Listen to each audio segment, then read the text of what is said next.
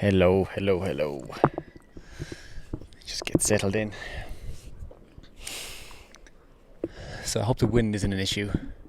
It's a little bit breezy up here, but yeah, I wanted to hop on and don't have an idea for this video or a topic or anything, but it's been a crazy month.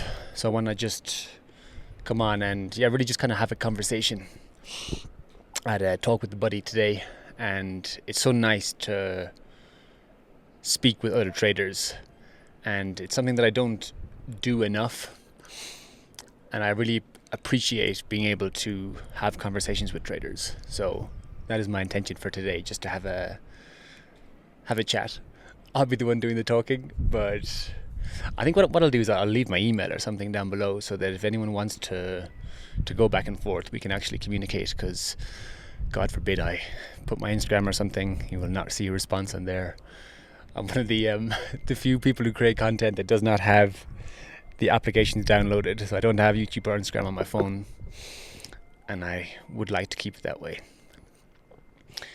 Such a love-hate relationship with those apps. They're freaking... You can learn so much, and they're literally the greatest leverage that we have access to. But at the same time, it's just, we know the whole Black Mirror is just, it's not the one.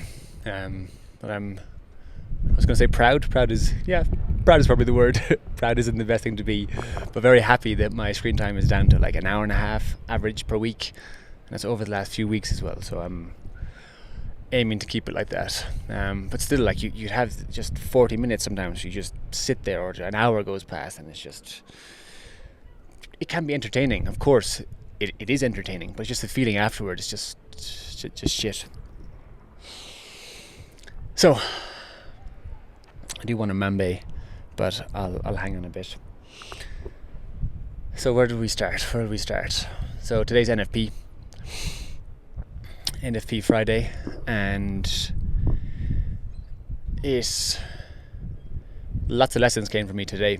So recently I've been getting up, so I'm in Peru, and the New York session is starts 7 a.m, 7 till 10.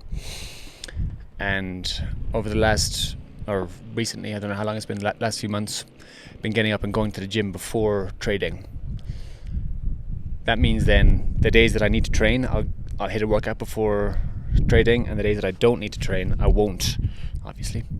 But I found that the days that I don't train, I don't feel ready to engage in such a high intensity activity such as the markets. And this morning I didn't go to the gym, and I sat down for NFP, and I realized, I was like, I'm not ready to place a trade, to get sucked into this high stress environment of fast moving markets.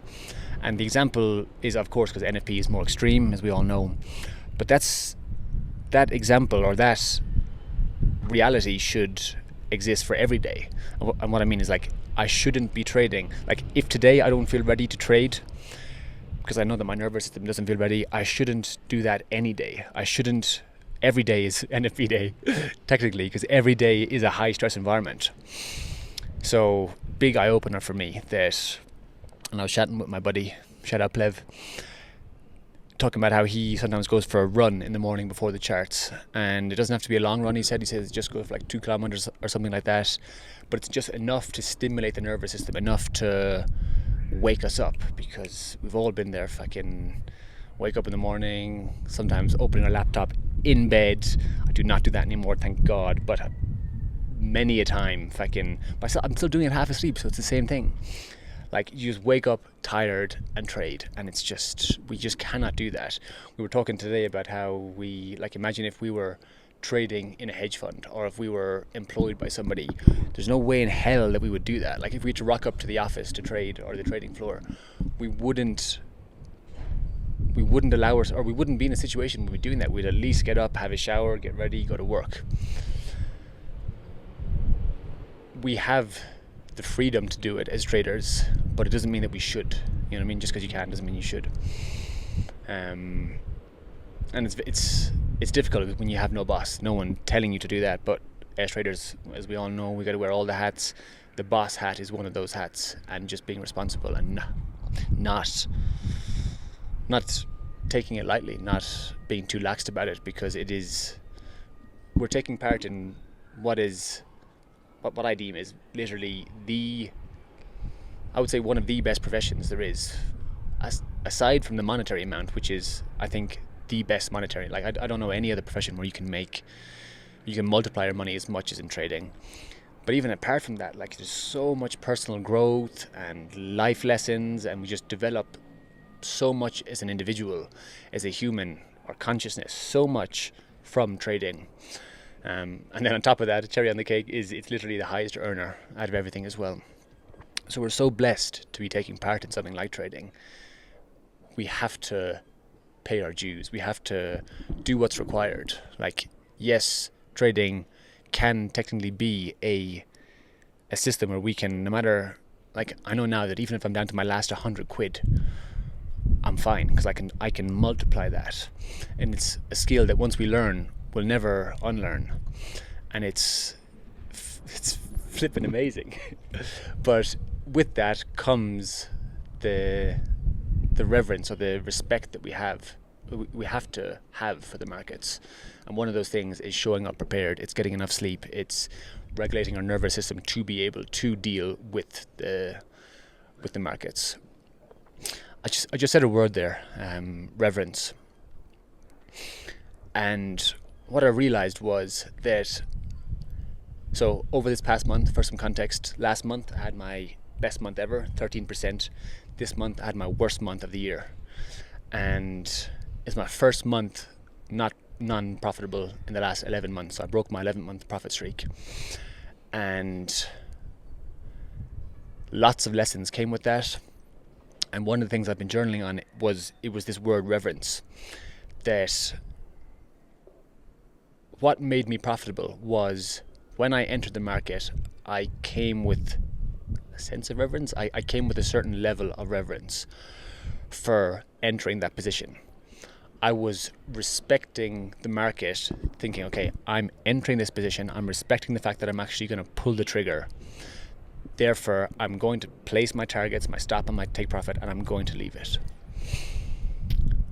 What I found was this month I lost that reverence. I lost the respect for entering into a position. So again, for some more context, I invested in some more education. While learning the new concepts, I started applying them as I was learning. So I wasn't 100% sure on them. So it meant I wasn't 100% committed to every position. I was like, oh, is this the new concept I've learned? Is it? Maybe it is. It looks like it. Enter in, and then it would pull back, and I'm like, oh, maybe this isn't actually the right thing. So I'd close the position, and that reverence was lost. It wasn't like I enter a position and I hold. It was like, okay, I'm learning these new concepts. I'm not 100% sure, so maybe I'm going to save myself some money. And that is the worst thing. And I just remember that voice in my head saying, save yourself some money. You don't need to take a full % loss. And that is so dangerous. We do have to take a full % loss. Like, we really, really do. If we enter the position, we have to accept that loss. And yeah, I stopped accepting that this month, and I paid for it. It's crazy. I looked, so I recorded all of the actual trades that I took, like the official trades that I took, and I was actually profitable for the month. But it was the death by 1,000 paper cuts. I was negative P&L because hopping in and out of little positions, I didn't actually call full trades that I would enter in a little bit and then just back out of it. And that actually led my P&L to be fucking negative. So I broke my profit streak because of that, and I deserved to, because I didn't do what was required. I didn't respect the market enough to commit to my positions. So really, if you are entering into positions and closing, if that voice says don't lose a full %, you cannot listen to that voice, and we cannot, as traders, we cannot do that, because we have to face up to the repercussions of entering the market, of pushing buy or sell. We have the ability to print money, let's say, by pushing a button, buy or sell, And therefore, one of the prerequisites to that is we must hold the trades. So that was a big takeaway. And yeah, so now coming into the new month, that reverence is coming back. I'm actually going to go back and start using so I have trade templates. So when I open up a new position, plan trade plan, when I'm planning my trade, I have a template that I fill out, and I'm going to go back to the one that I used that got me profitable. It's much more detailed. It requires answering much more questions, like how I'm going to approach this trade, how I'm going to manage it, what was the reason that I entered this trade, what must I keep at the forefront of my mind whilst in this trade. All that stuff, it's extra admin, so it's like we're actually giving something else. We're giving our time to this trade position. Everything is always a give and a take, like an equal and opposite. So today we're going to do an offering to the earth. Again, it's give and receive freely. We receive everything from the earth, from the universe, however you want to view it, but we rarely give, and giving can come in any shape or form. This is going to be an actual physical, like actually giving things, putting them in the earth. But giving can also be fasting. It can be giving time. So like on the trade example, it can be actually taking the time to write why we're in this position, etc. Journaling that trade, it's giving time to that trade. Everything is an energetic exchange. And yeah, just hitting on fasting there, so I did a 24-hour last week, or this week, the beginning of this week, and even just 24 hours, like it's such a powerful practice, and I don't say that lightly at all.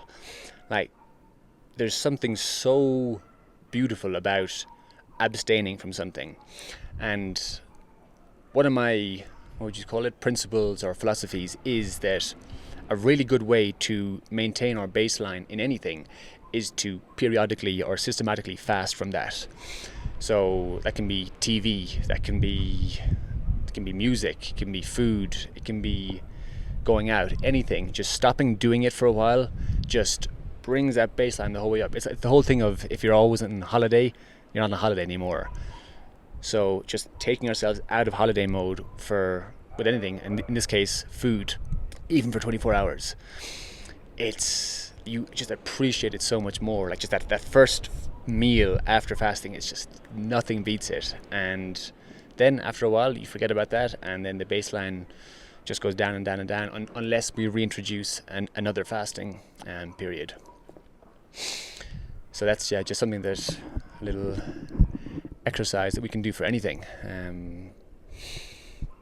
What was I talking about then before? Oh yeah, the energy exchange.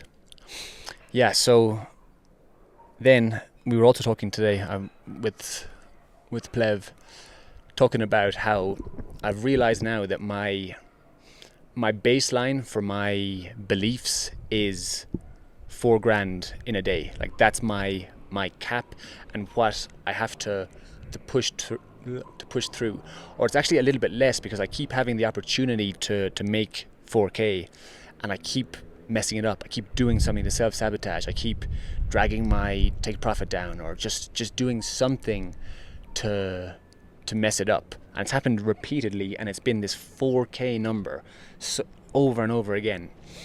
So that's my job now. That is what I have to work with. And when it comes to anything, the action will follow the thoughts or the beliefs. So it's the whole thing of, like, everyone says, oh yeah, you can't just manifest anything without the action. It's not either or. The action will follow the thoughts and the beliefs.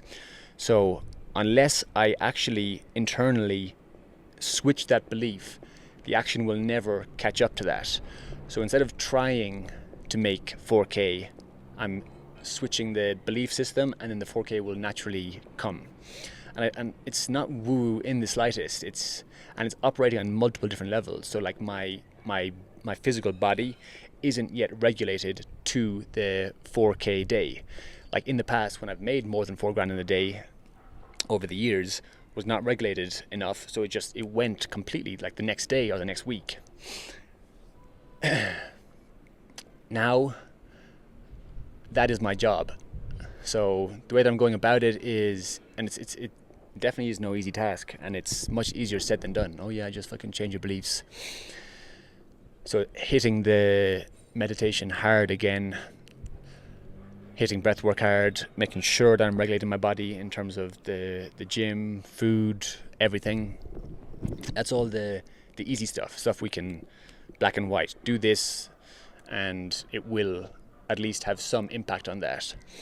But that's not everything. Like, it's not going to just fix just by doing those simple tasks or habits, let's say. So yeah, I'm trying to figure out, okay, what is the way then? So then next step is then going back to repetition with the mind. So back to programming in the morning. So I never stopped doing that in terms of when I wake up in the morning. First thing I'll do is, just thank you for waking up, thank you for being here, thank you God, universe, or whatever words you want to use, but just instantly putting ourselves in that gratitude frequency. Gratitude is a receivership frequency, so immediately starting with that. Then getting into the breath, so just warming my stomach up. And again, with the fasting, that was something I was like, oh my God. So I had this, so I've been doing my breath work a lot recently, breathing while I talk, and for the past few weeks I had this like feeling down here that I was never actually getting satisfied enough. I wasn't scratching the itch. I had this constant itch remaining there even after I would do a session. And so then I had the thoughts to did the fast, and on the fast I realized, okay, that was what I needed to do, because when there's nothing in there, I could finally do my belly rolls. What I mean by belly rolls is these. I don't know if you can see that.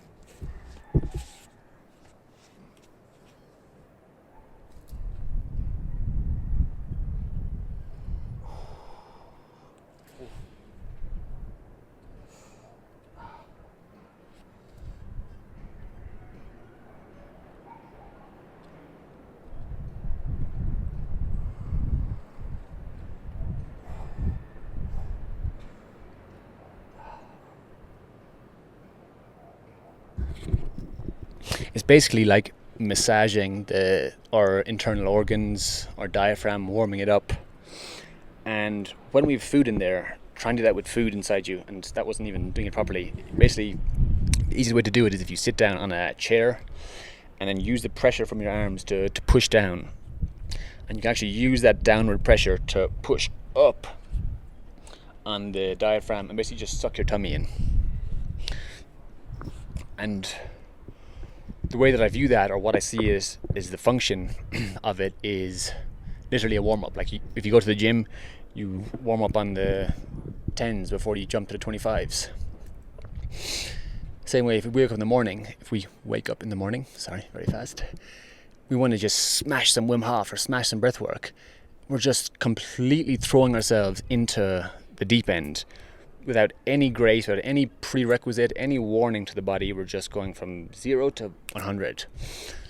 That's good in terms of shocking the nervous system, like having its surprises, but we want to treat the body with reverence, with a certain layer of respect, or treat it like it is our friend. What's that thing that is saying that we're nicer to everybody than we are to ourselves? And it's so sad, because we spend the most time with ourselves than anybody else. So why the fuck would we not be nicer to ourselves? And one way we can be nicer to ourselves is to actually just warm up before we do some stuff. Talk to the body. I know it sounds super cringy and everything, but genuinely, every time that I might have said this before, every time that I rub the bottom of my feet, I always get this, like, just get a little bit emotional, like, fuck dude, I fucking completely forgot about you down there, man. Sorry, pal. And just reminding, like, that there is cells in there, that is a part of us, and we just ignore it all the time. And I'm talking about the bottom of the feet, but our body as a whole. Like, we just ignore our relationship that we have with our body. And yeah, one way that we can acknowledge it is, if we're doing breath work, just do a little warm up. Just suck in and out a couple of times. Get your fingers, push up. And what I will say is that you'll quickly realize if there's something in there that the body doesn't want to be in there, you'll feel it when you suck it in. Like, you'll feel a little pain. And it's just a great indicator as to what we should and shouldn't be putting in our bodies. How did we get onto that? A nice little segue, all the least. I'm going to put in some mambe now. So, mambe, it's ground up coca leaves. It's ground up coca leaves mixed with the ash of some other plants, and it is a beautiful, beautiful, beautiful plant or concoction. And then this is tobacco.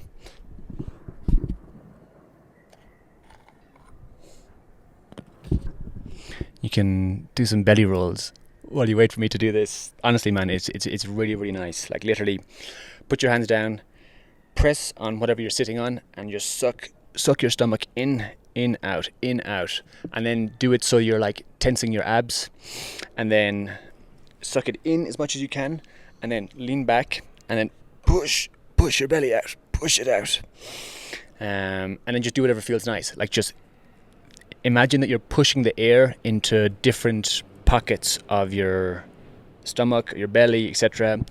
And then do some breaths. So, and with the breaths, the breath doesn't have to be like this to be effective. Oftentimes, if we're doing breath work like that, we'll actually be just breathing into our chest here, just sucking the air into here and out, when in reality 70% of the blood in our lungs is in the lower part. So if we're just going and we're not actually sucking the air down to the lower part, 70% of the work that we're doing, or the breathing that we're doing, isn't getting utilized. And again, the oxygen's in the blood, so the purpose of the breath work is to move the blood or the oxygen around the body via the blood. So just do some breaths, warm it up first, give a poke, squeeze the sides. This is really, really nice as well, from the back, from the sides, and it's a really nice practice just to keep doing. And the more you do it, the easier it'll get, the more you can suck it in, and it will really help with your breath work. But the point I was making there was, when you're doing the breaths, focus on the diaphragm. That doesn't really help. Focus on the belly going in and out. What are those things called where you have the fire, where we used to use to make the fires bigger, or maybe people still use them. It's basically the air pump where you suck it in and out and it just makes the fire bigger. Imagine that your belly is that. So on the in-breath, let me show you again. On the in-breath, like,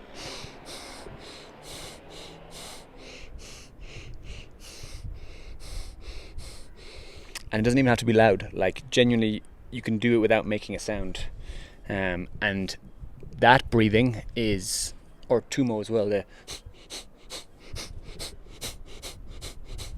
it's ensuring that we utilize the diaphragm and the lower parts of our lungs. So yeah, just give that a whirl while I'm doing this, and yeah, it's beautiful, beautiful, beautiful stuff.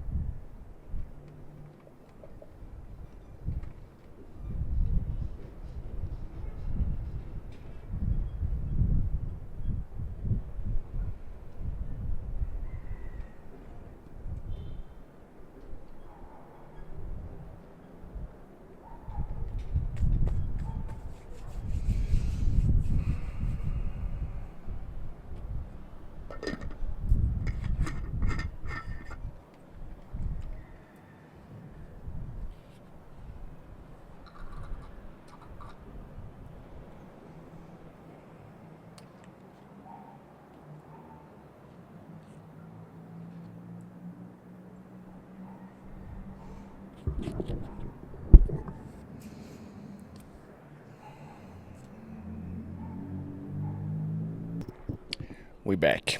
We back. We back. You might see some some green in my mouth now, which you see probably in certain videos. I have this in my mouth all the time, and I want to record, and I'm conscious that my mouth is green, so I'm now accepting the fact that, you know what, sometimes it is going to be green. Deal with it. I was on a call with someone recently, and they didn't want to deal with it. They said it was disgusting, and doing this, like literally, like man, like grow up. So where were we? So talking on the beliefs that action follows the beliefs. If we want to change the action, we should start with the beliefs. But then how do we do that?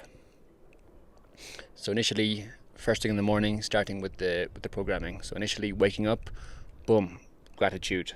Straight away then I'll put on some form of an audio, some kind of, whether it's an abundance meditation or something got to do with the metaphysical.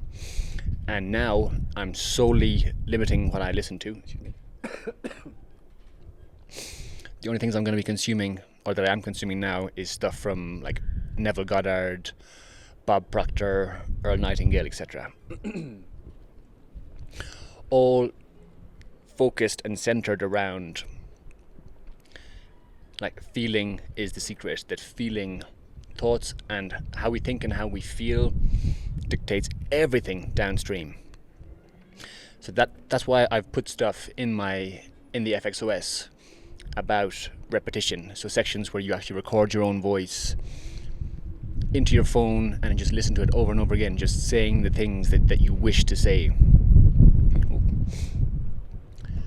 So that's the current thing that's my main priority right now. Less focused on the actual strategy, more focused on me. What do they say? That success is 95% the mind, 5% strategy. Excuse me, got a little bit of hiccups.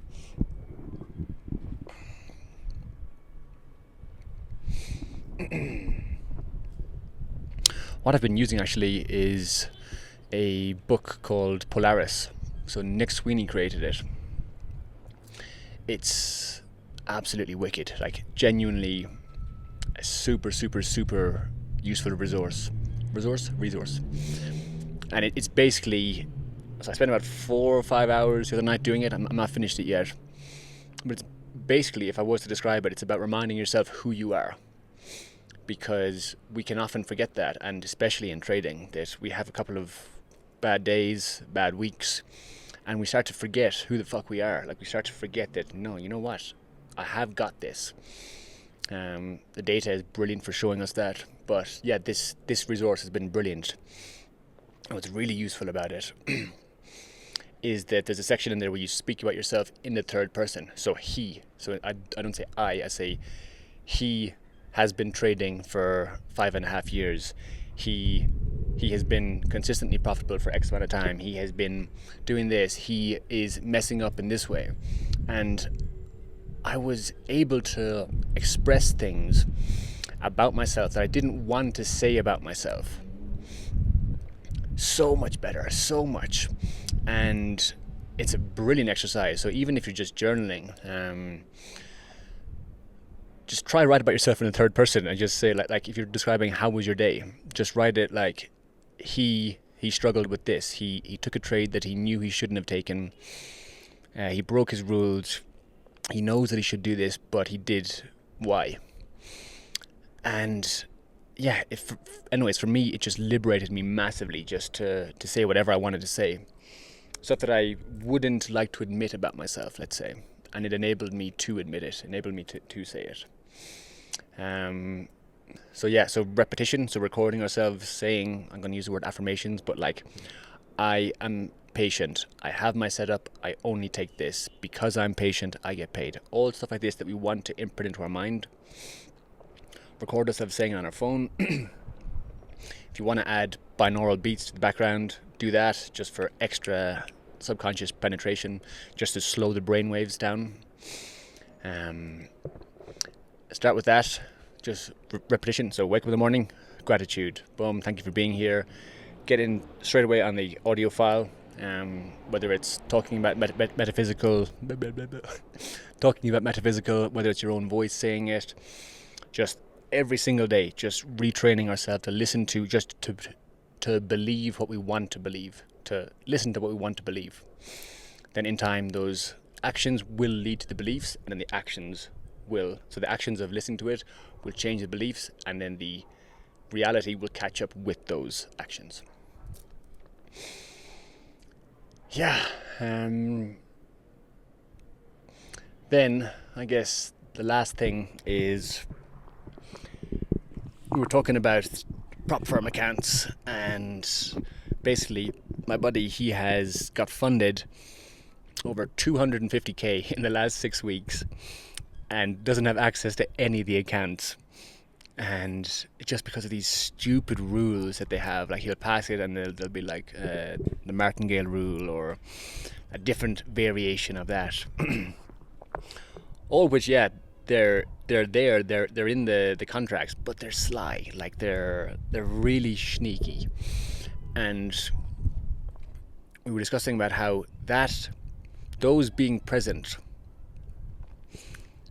even if we realize it or not, subconsciously, when we're placing trades, there's a cloud over us of all these hoops that we have to jump through.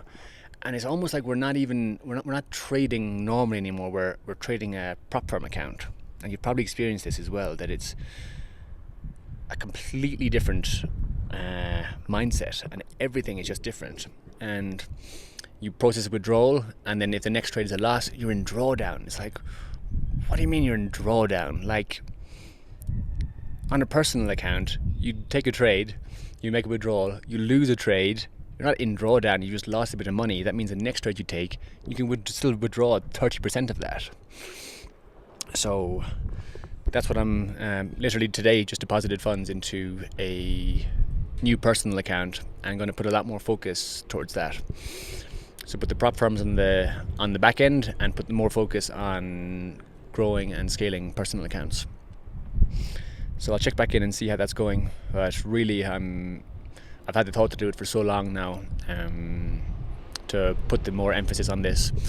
So that's what's happening. And really, guys, like, the prop firms, they are a facade. It's genuinely a facade. Like with this one company, I've made over 20k in the last few months, like net profit. So like, even including losses, net profit 20k. And I've only been able to withdraw 7 grand of that. And it's like, what the fuck? There's just 13k there that I made, but I don't have access to because I think that I have this better chance or access to capital with a fucking prop firm, and it's not true, man. Like, I'm literally placing 1 to 5 lots per trade, sometimes more, sometimes less, but like, let's say the range of that, like, or all I need to make money I'm happy with right now is access to be able to put on 5 lots, or margin to be able to put on 5 lots. I can just do that in a personal account. Like, why am I spending all this time passing these challenges and taking a trade and then waiting 2 weeks to get my withdrawal? And it's just stupid, man. It's just pure stupid. Yes, of course, this is a whole fucking tin of worms, and there's pros and cons, of course. I'm fully aware of that, completely aware of that. And I'm so grateful for the access that prop firms have given to me. But yeah, man, I'm sick of it now, to tell the truth. So putting more emphasis on personal accounts, and really, so I did my whole decision matrix and weighing up the pros and cons of each, and genuinely it all came, like, if I was to go for the prop firm, it all came down to fear. Like, the driver behind me opting for prop firm was fear. That just say if I want to deposit $1,000 into a personal account or buy a 200k challenge, immediately I'm drawn to the 200k challenge, because immediately I don't have to actually trade live money. I don't have the exposure to lose my money immediately. So it's like this false sense of security that we buy a challenge and we're comfy for a while now. Now we can just sit back, relax, and just get stuck into this challenge and just spend some time passing this. And it's fucking fake, man. It really is. Like, if we believe that we can pass the challenge, which we do because we fucking buy it. If you're buying a challenge thinking you can pass, I don't know what we're doing. So we genuinely believe that we can pass the challenge. That means we genuinely believe that we can actually trade consistently. So if we can trade consistently, why do we skip the stage of, or no, why don't we just skip the stage of going through phase 1, phase 2, all the rules, and just put money in a personal account? Yes, I know it's going to be a smaller amount, but we just have to approach it differently. Like, the way that I'm going to be approaching this is like risking upwards of 10% per trade. Having the money I deposit in the personal account, having enough for a couple of reloads after. And honestly, man, like, even only just 1 or 2 reloads, like just say you have $2,000 saved, just load up 500 and have that, because then it removes, okay, even if I do blow this, I still have 2 more reloads. And just treat that 500 can, just start risking 100 quid per trade. I don't want to start like I'm fucking giving advice on how to do it, but this is how I'm approaching it, my philosophy towards it. Because as soon as you have the margin to then start placing standards, or 2 standards, 3 standard lots, let's say a 50k or 100k account, it's null. It's the same access to capital, because all a fund account is just access to leverage, access to margin. So if you find yourself a broker, FXView, Fintura, any broker that offers 500 to 1,000 to 1 leverage, I know this might be very bad advice for certain people depending on which stage you're at, but if you're consistently passing challenges, or you have passed challenges and you're slowly on the prop firm grind, this can be a workaround. That all we need is access to the margin, all we need is access to leverage. As traders, we can give ourselves that, and it almost puts us in a sense of power, a sense of you know what, I've got this. So yeah, that's a little rant on my prop firm experience and what's to come now. Yeah, that's all I really wanted to cover. I didn't want to cover any of that. I just sat down and started talking. But yeah, it's Friday. Gonna go record my data from my trades yesterday, and then do the offering, and then enjoy the weekend. Yep, that is all. Have an amazing weekend or weekday whenever you're watching this, and yeah, I'll catch you soon, dude. Peace.